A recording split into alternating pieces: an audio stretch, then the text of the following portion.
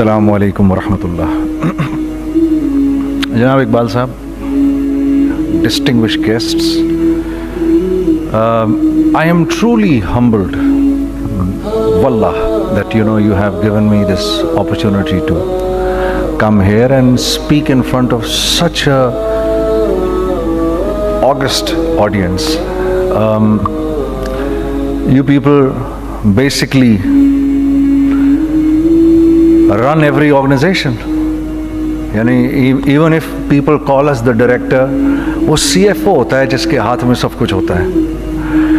और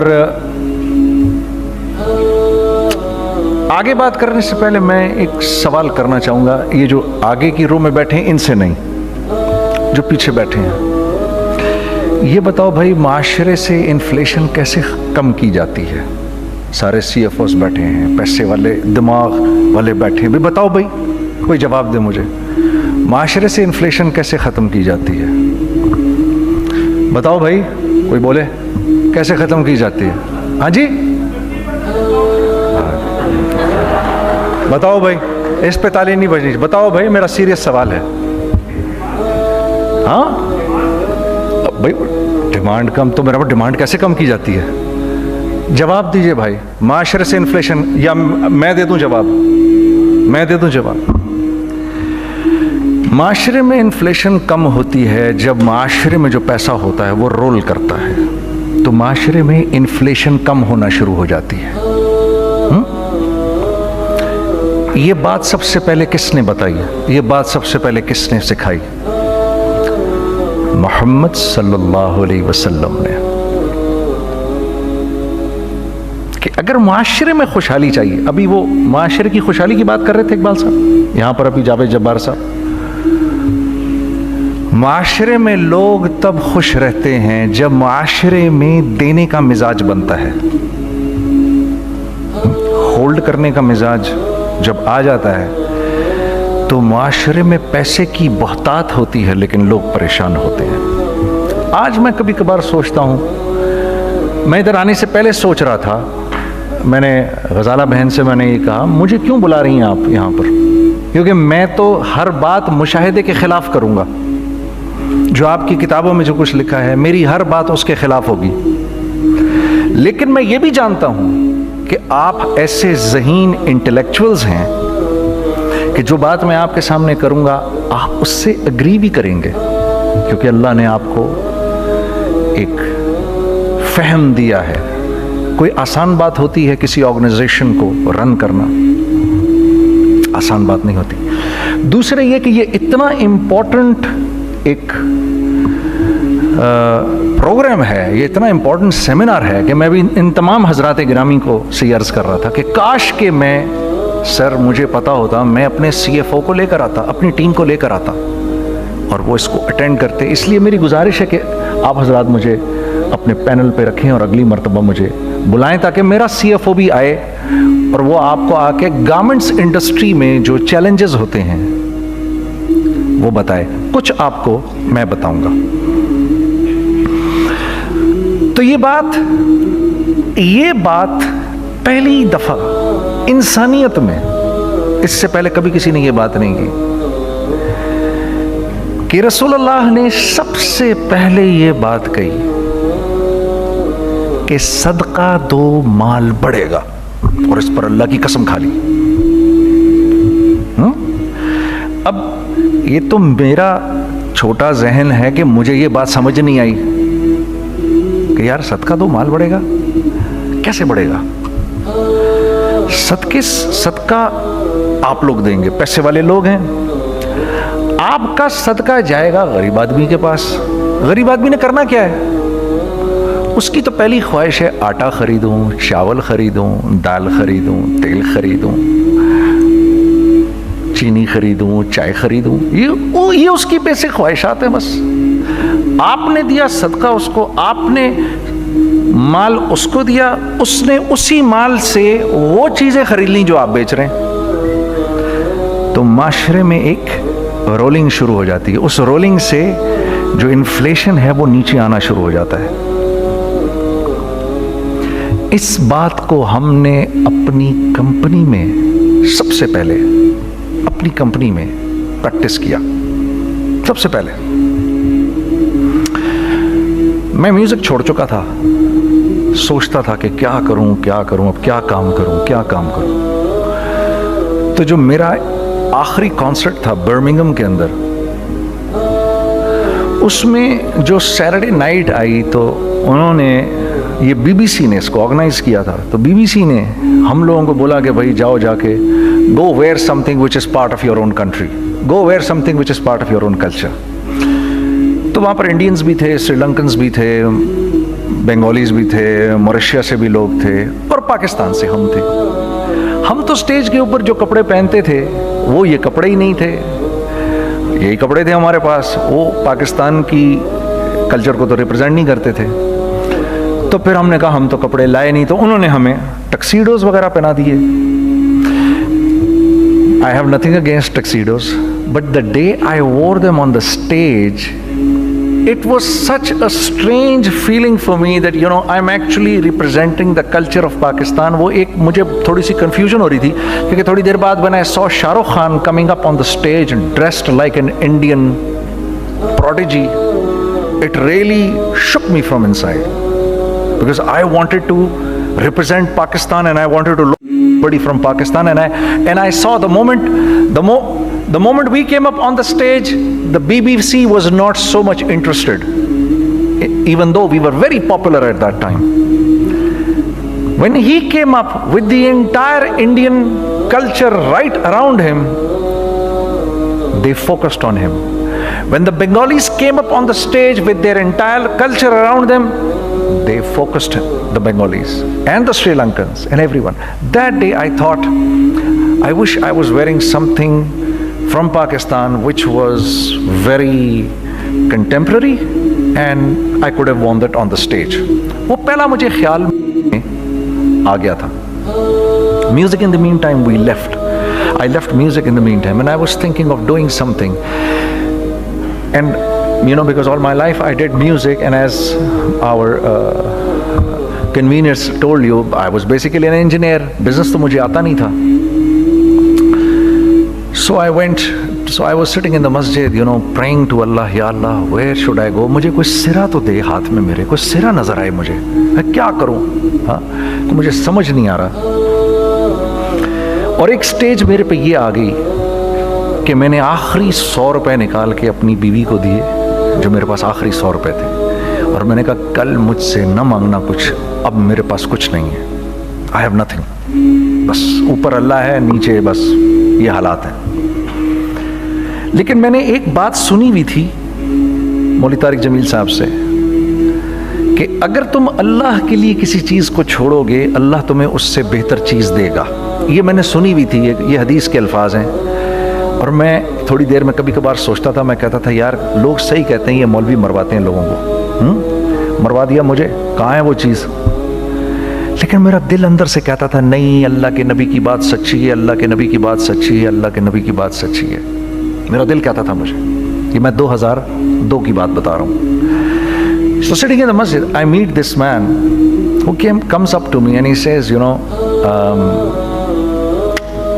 Bhai, what are you doing these days? I said, basically nothing. I'm just thinking of doing something. He says, how about if you and I think of something, let's just do something together.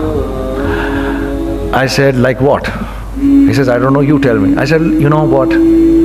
This is what happened with me, and I'd like to open a very contemporary label which has not just shalwar kameez, but basically Pakistani product. And I said to them, if the West can export jeans and beer to us, and jeans and t-shirt to us, why can't we export our products to them? हमारा क्या कोई culture नहीं, हमारे पास कुछ नहीं है. उसने कहा ऐसी तो कोई बात नहीं है. The basic idea from this is from where we started. I said हम भी तो कुछ दें उनको. तो उसने कहा क्या करें? मैंने कहा चलो कपड़े बनाते हैं. तो हमने दोनों ने कहा ठीक है. और मेरे पास पैसे तो थे नहीं, तो मैंने कहा क्या करेगा? उसने बोला यार देखो स्टार्ट ऐसे होगा जुनैद भाई, 25 लाख आप दें, 25 लाख मैं लाऊं। अब उसने 25 लाख बोल दिया और मैं अभी 100 रुपये बीवी को देकर आ रहा हूँ और बड़ी अपना स्टैचर बिल्कुल रख के ओके ठीक है। अब मैं सोच रहा हूँ 25 लाख कहाँ से होंगे? 25 लाख आप लाएं, 25 लाख मैं लाता हूँ। मैंने कहा जी ठीक है। तो मैं घर गया, घर बैठ के सोचा, मैंने कहा क्या है, क्या बेचूं क्या बेचूं क्या बेचूं। एक दोस्त को मैंने बोला, उस ज़माने में ये भी पता चल गया ये दोस्त किस चीज़ का नाम है, क्योंकि सबको पता था कि ये इस वक्त मुश्किल में है।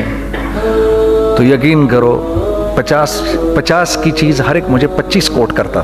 25 ले लें जुनैद भाई इसके, यही दे सकते हैं। ये अपने दोस्तों की बात बता रहा हूँ आपको। मुझे उस दिन पता चला, उस ज़माने में अच्छे लोग भी मिले जिन्होंने 25 की जगह कहा नहीं यार आप रखें ये, चलो बाद में कर लेंगे देख लेंगे। ऐसे भी मिले, लेकिन ऐसे भी मिले कि जिन्होंने एक्सप्लॉइट करके मेरी कमर ही तोड़ दी। हाँ, जिन्होंने मेरा कचूमर ही निकाल दिया। उनका बस नहीं चला कि मेरा कचूमर ही निकाल दें, मुझे जान से ही मार दें। इस वक्त जो कर सकते हैं इस आदमी के साथ करें, क्योंकि ये सब परेशानी में है। तो वो कहते हैं ना कि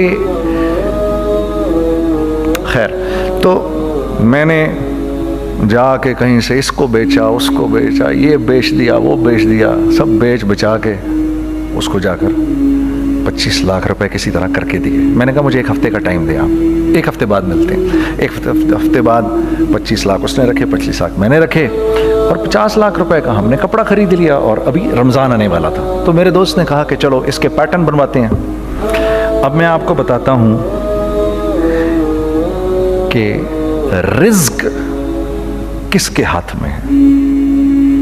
वो जो पैटर्न काटा तो पैटर्न छोटा कट गया, 25 लाख रुपए गए और मैं सर पकड़ के बैठ गया और मैं कहूँ या अल्लाह, ये मुझे किसी क्या गुनाह की सज़ा मिल रही है, ये क्या है कि हम दोनों बैठे हुए, उसने भी सर पकड़ के बैठा हुआ, मैं भी सर पकड़ के बैठा हुआ। वो तो खैर अमीर आदमी था, थोड़े उसके पास तो पैसे थे। मैंने कहा यार अब क्या करें? कहता है यार फिक्र ना करें, कुछ देखते हैं। अब आई नो कि कुछ नहीं होने लगा, तबाही है, तो कोई भी नहीं खरीदेगा इसको। लार्ज मीडियम बन गया, मीडियम स्मॉल बन गया और स्मॉल तो इतना स्मॉल बन गया कि हैं वो फिटेड हो गया।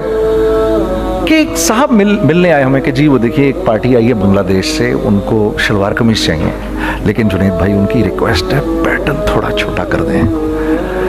मैंने कहा यार देखो तुम्हें पता है छोटा पैटर्न ज़रा मुश्किल से कटता है, ठीक है, थोड़े पैसे एक्स्ट्रा होंगे उसके। उन्होंने कहा हाँ वो पैसों का तो कोई मसला ही नहीं, उनको तो बस शलवार कमीज चाहिए पाकिस्तान से। हमने कहा ठीक है आप 2 दिन बाद आके ले लीजिए। तो वो जो चीज़ अल्लाह माफ़ करे आज जो आप लोगों से शेयर कर रहा हूँ, जो चीज़ 500 रुपये की बेचनी थी वो 600 रुपये की बेच दी। जो चीज़ पूरे महीने बेचनी थी 2 दिन में बेच बाज के, पूरे रमज़ान जो बेचना था सब बेच बाज के बैठ गए दोनों के। अब क्या करें? सब बिक गया और पैसे आ गए। तो अब मैं ये देख रहा हूं कि ये कुछ अल्लाह का क्या अजीब निज़ाम चल रहा है। तो मैंने उसको अपने साथी से कहा देखो तुमने मेरे साथ आगे भी काम करना है या बस एक यही काम करना है? उसने कहा मैंने आपके साथ आगे भी काम करना है। मैंने कहा तो चलो फिर मुफ्ती तकी उस्मानी साहब के पास, उनसे पूछो हम काम करें तो किस तरह करें। हम दोनों मुफ्ती तकी साहब के पास पहुंच गए, मुफ्ती साहब के पास बैठे। अच्छा मैं मुफ्ती साहब से मेरा ताल्लुक़ था, इनको भी जानते थे मुफ्ती साहब। तो मुफ्ती साहब कहने लगे भाई 3 काम करो। पहला काम ये लिखो ये कारोबार ख़त्म कैसे होगा, ये जे डॉट ख़त्म कैसे होगा, ये लिखो पहले। दूसरा काम, पहला काम ये सबसे आसान है, अब इससे और मुश्किल काम वो ये कि अज़म करो इस बात का एक दूसरे को धोखा नहीं दोगे तुम दोनों, ये उससे मुश्किल काम कहा। और अब तीसरा सबसे मुश्किल काम, ये नियत करो कि इस कारोबार से तुमने लोगों को नफा पहुंचाना है, फायदा पहुंचाना है। अगर ये 3 काम तुम लोगों ने कर लिए तो तुम दोनों का तीसरा पार्टनर अल्लाह हो जाएगा।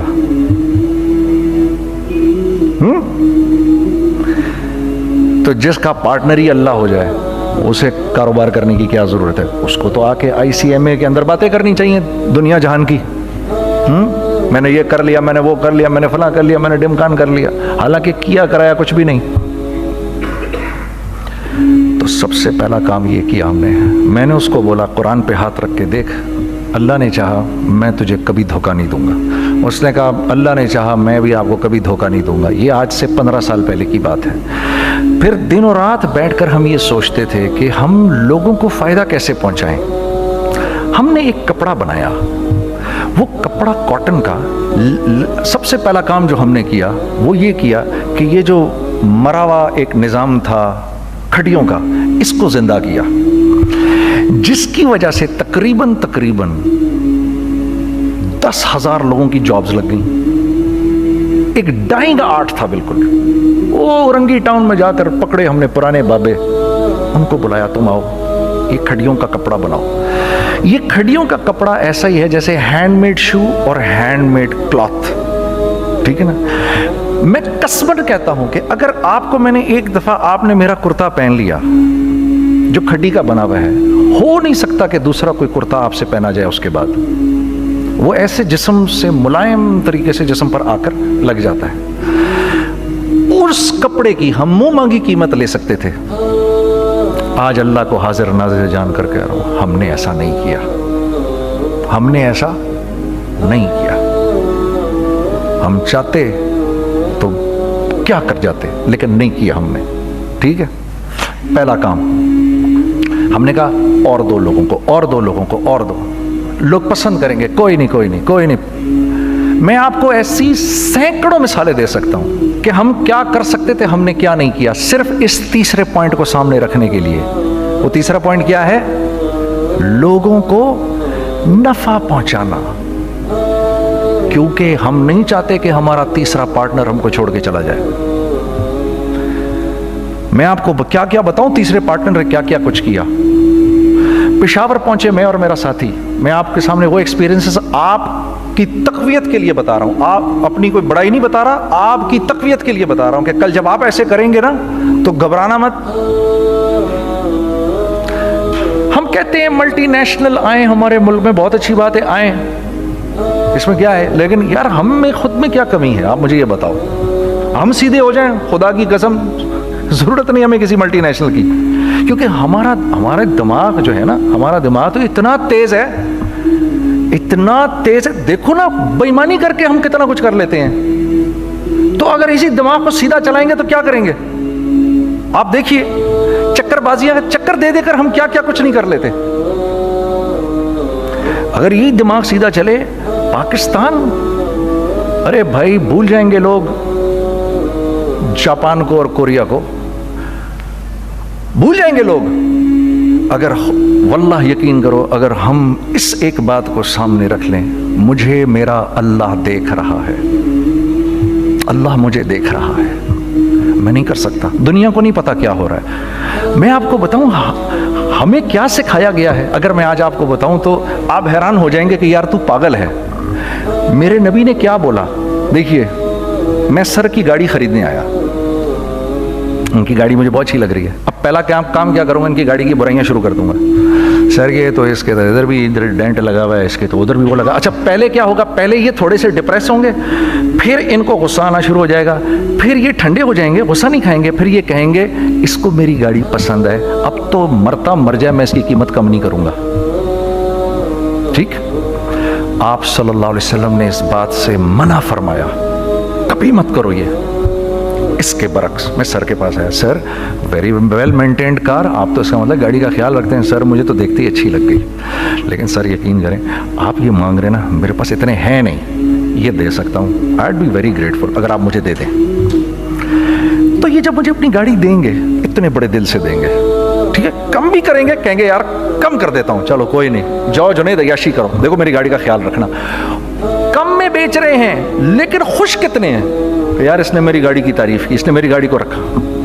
आपको पता है हमें क्या सिखाया गया है खरीदते वक्त किसी चीज को, पता है आपको? अल्लाह के नबी ने क्या बोला, जब किसी चीज को खरीदो तो कैसे खरीदो, मैं आपको बताता हूं। एक सहाबी ने के पास गुलाम घोड़ा लेकर आ गया, हजरत ये देखा आपने, ये घोड़ा ये 300 दिरहम का फाइनल हो गया है, ये आदमी 300 दिरहम में दे रहा है मुझे। तुमने उस घोड़े को देखा, फिर उस आदमी को देखा, बोला सुनो अगर मैं इसके 400 दिरहम कर दूं तो मैं कोई इतराज तो नहीं? उन्होंने कहा नहीं नहीं हजरत तो मतलब क्या मतलब? अच्छा ऐसे करो, अगर 500 कर दूं, 600 कर दूं, 700 कर दूं, 800 तक ले गए 300 दिरहम के घोड़े को 800 में। तो गुलाम भी पागल हो गया और वो बायर भी समझा कि he is a crazy man, तो उसको 800 दिरहम दिए। यार ये रख ले, ये रख ले और ये घोड़ा मुझे दे दे। गुलाम ने कहा सर क्या किया ये आपने? कहा बात ये है कि मेरे नबी ने मुझे ये बात बताई कि अगर कोई चीज खरीदने लगो तो अगर उसकी कीमत कम हो तो तुम कम कीमत मत देना, उसकी हद्दुल इम्कान जितने तुम्हारे पैसे हो ना, जितने दे सको उसकी वो कीमत देना। ये मुझे मेरे नबी ने सिखाया। ये था 1000 दिरहम का, मैंने तो 200 दिरहम कम दिए। ये मिजाज हमें सिखाया गया, ये मिजाज हमें सिखाया गया।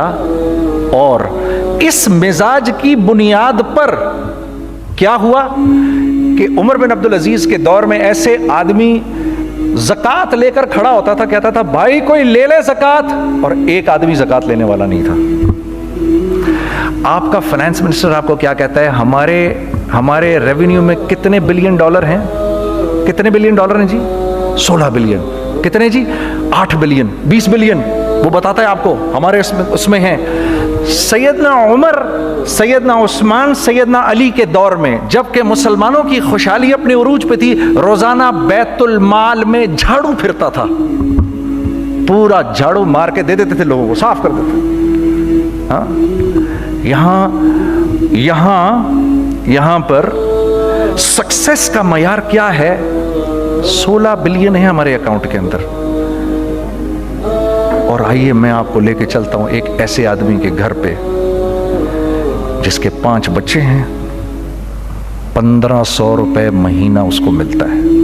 उन 5 बच्चों में उसने अपनी जिंदगी गुजारनी है।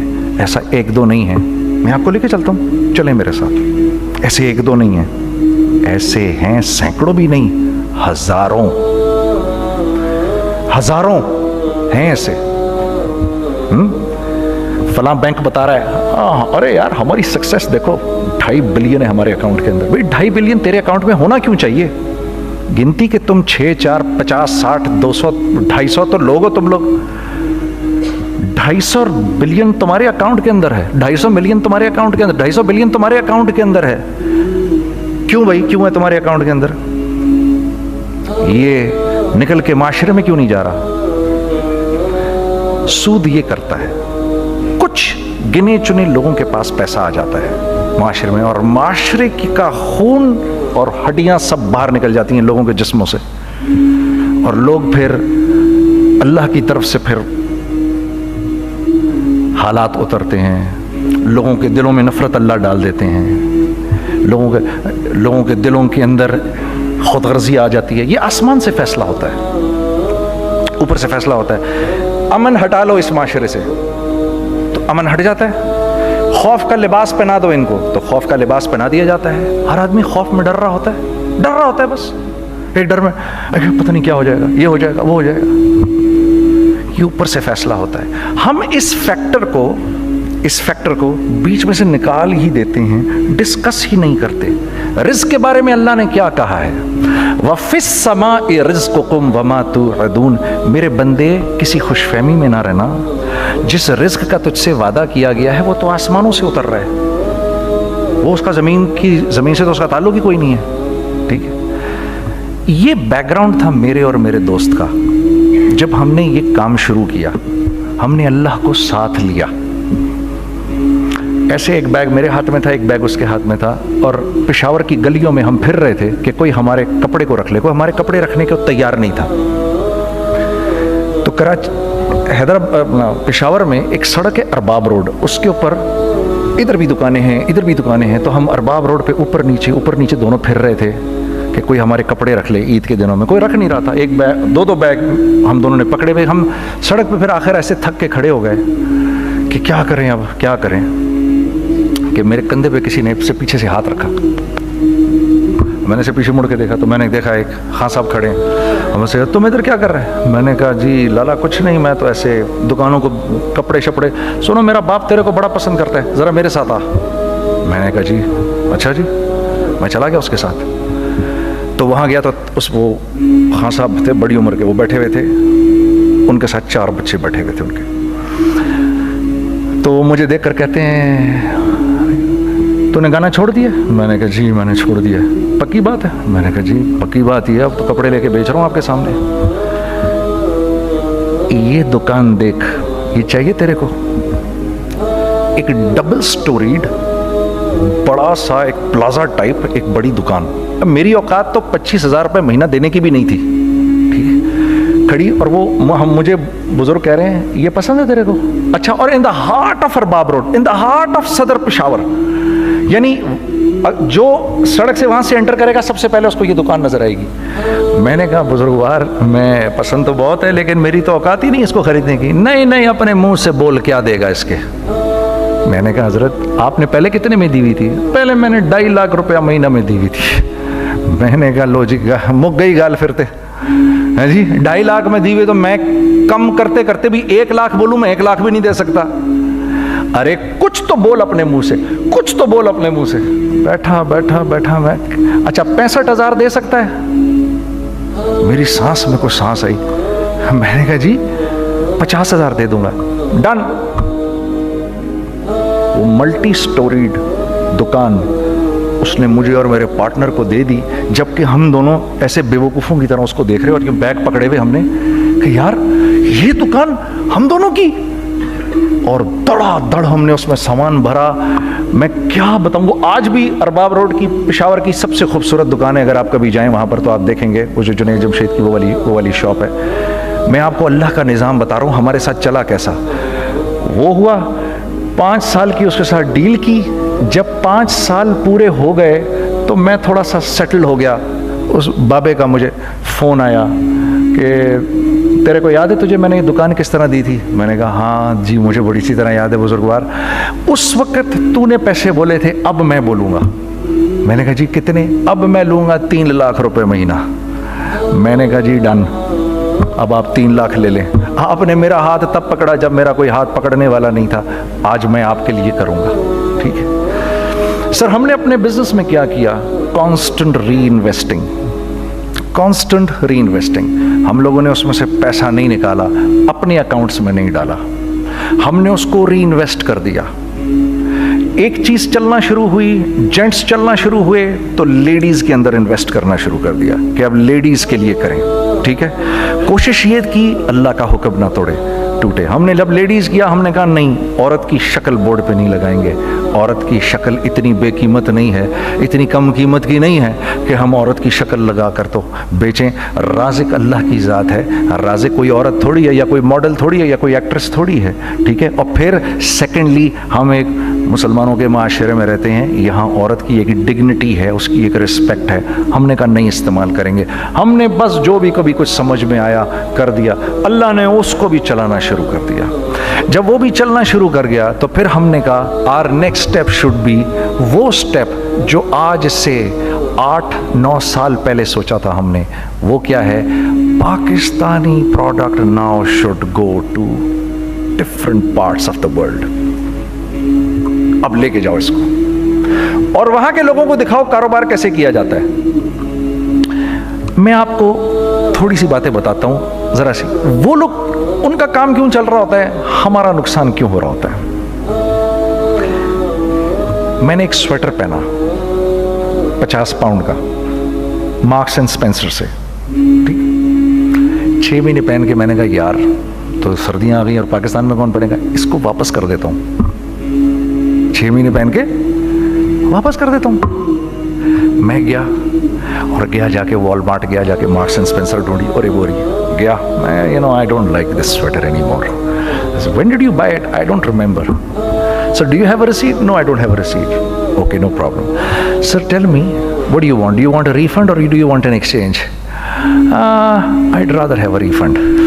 ठीक है, 50 पाउंड लिए उससे, जेब में डाले और अब बाहर निकल रहा हूँ। ये कहते हुए, क्या कहते हुए, यार कैसा फुद्दू लगाया है इसको। हाँ ठीक है जी, ठीक है। ये देखो मैंने क्या किया। अच्छा अब इधर आ जाओ, कराची आ जाओ। कराची आ जाओ तो अब मैं अपनी दुकान पे बैठा हूँ तारिक रोड पर। तो इकबाल साहब आ गए खरीद फरोख्त करने के लिए मेरे पास। अब मैंने इनको देखा था इधर ICMA के प्रोग्राम के अंदर मैं तो देखते ही पहचान गया इनको। ठीक है जी, आइए आइए आइए, इकबाल साहब, मैंने कहा मोटी असामी आ रही है, आइए आइए आइए, तशरीफ लाइए तशरीफ लाइए तशरीफ लाइए। आइए सर, कैसी तबीयत? ठीक ठाक। आओ भाई लड़कों आओ, मैं भी साथ चलता हूँ। मैं यार को 25-30 हज़ार तो खुले कराऊँ इसके, ये भी लीजिए ये भी लीजिए ये भी लीजिए, अरे ये भाभी के लिए देखिए ये देखिए ये देखिए, कर करा के 8-10 बैग बना दिए इनके, 25, 30, 35, 40 जो भी इनका करवा दिया। ये खुशी खुशी लेके चले गए। अगले दिन मैं उसी टिल पे बैठा हूं।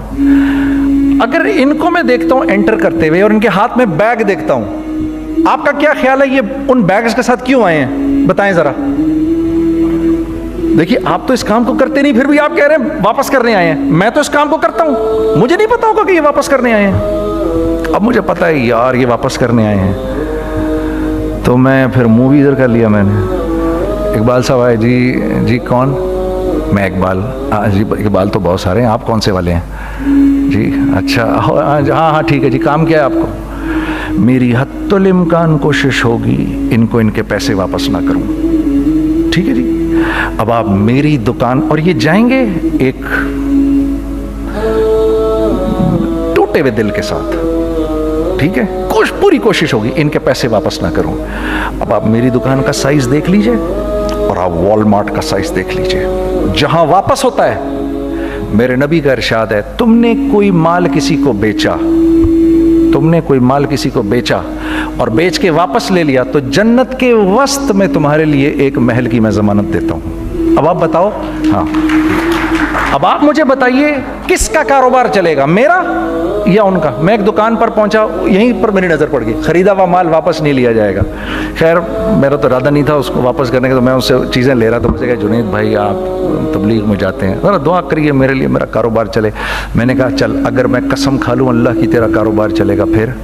हैं वो कैसे? मैंने कहा ये बिल्ला उतार दे ऊपर से। कहता जी ये तो नहीं उतर सकता। मैंने कहा फिर वो भी नहीं हो सकता। हम क्या अल्लाह से मांगते हैं, या अल्लाह पहले सब मामले ठीक कर दे फिर हम सीधे होंगे, और अल्लाह के यहाँ क्या है, पहले तुम खुद ठीक हो जाओ, हम तुम्हारे सारे मामले ठीक कर देंगे। मैं बात ख़त्म करता हूँ। वमन यत्तक़िल्लाह यजअल लहू मख़रजा व यरज़ुक़हु मिन हैसु ला यहतसिब। अरे मेरे बंदे, सबको छोड़, मुझसे डर के ज़िंदगी गुजार, मैं तेरी हर मुश्किल दूर कर दूंगा और रिज़्क़ तुझको